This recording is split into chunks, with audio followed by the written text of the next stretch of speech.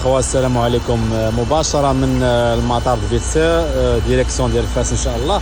واحد الفيديو مهم اللي كان محيرني حتى انا وبزاف ديال الناس اللي كيطرحوا هذا السؤال، واش شحال خصو يكون الباسبور كولتيش يعني الفالابل باش تمشي بيه من الالمان للمغرب هنا ونتسولك. المهم سولت انا الناس اللي خدامين في الراين اير، المهم شي قال لي 3 شهور، شي قال لي 6 شهور، يعني اجوبه متناقضه، ولكن قالوا لي خصك تدخل البونس بوليتساي.